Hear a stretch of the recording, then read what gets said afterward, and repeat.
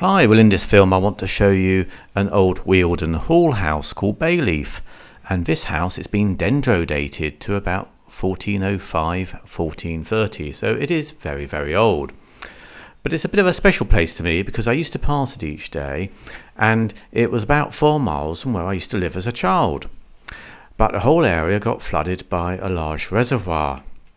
And this whole house was moved about 55 miles from near Tunbridge Wells in Kent all the way over to Chichester to the Weald and Downland Museum, where it rests today.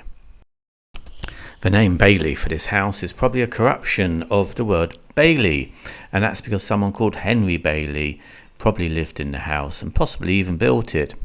And he was a farmer with about 100 acres of land. So fairly prosperous person in those days, and he probably rented it from a large manor house nearby called Boar Place.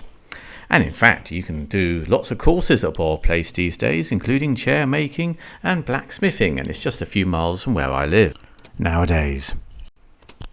Inside there are a couple of bedrooms upstairs and 4 rooms downstairs. And they've dressed the rooms to make them a bit authentic to the period. And I really enjoyed looking at these leather jugs and their wooden bowls and plates and leather water bottles and grain containers and skips there for keeping your bees. So great fun to actually just look around the interiors. Research suggests Bayleaf was actually held on quite a long lease, so it would have gone from father to son to grandson. I particularly like these door handles. In fact, I can remember in the same area there being 1 or 2 old houses with door handles like that, and the local builder used to make very nice copies of them. Of course, one of the lovely things about this little house is looking at the timber work, and here there's also a very nice painted wall hanging. In this main hall area, the walls were actually quite blackened with soot, as was the ceiling, because they used to have an open cast fire in the middle of the hall area, and it's quite large. There were sort of ventilation panels each side, which probably helped clear some of the smoke from the room. The yeoman farmer who lived here would have kept cattle. The soil is very clayey, so it wouldn't have been very good for crops, although they would have grown a few. And the hides from the cattle, some of them would have gone off to the London tanneries. And I expect some of them came back to make these lovely tankards and water jugs, which are all made from leather and nicely hand-stitched and lined with brewer's pitch. As you go through the house, you can see some of the sleeping quarters, and what I particularly like is the lovely rustic furniture. It's very simple. Some of it's got chip carving and very nice oak, a lot of it, with nice grain on it as well.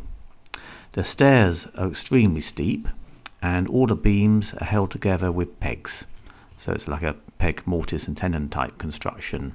Here's the stairs going up to the sleeping area. It's strange to think as you look around that the whole of his house has been moved about 55 miles from where it was originally built, and you just wouldn't really think it was looking at it. But it seemed very cosy, and somehow there's a certain charm about it, because I think partly for me it reminds me of childhood. I see the clay tiles and the little pegs. I like the candle sconce holder there, and it's just a sort of warmness of the timber and the simplicity of the furniture. But it makes it a very nice, intimate sort of place, and very attractive indeed. I would like to have a go actually at making some of this furniture sometime. The simple sort of chests with their chip carving is quite appealing, and you could blacksmith up your own hinges. Nice bit of quarter sawn oak there as well, so you get a lovely grain patterning, and this simple sort of edging as well. Anyway, hope you enjoyed that little look around, and thanks very much for watching.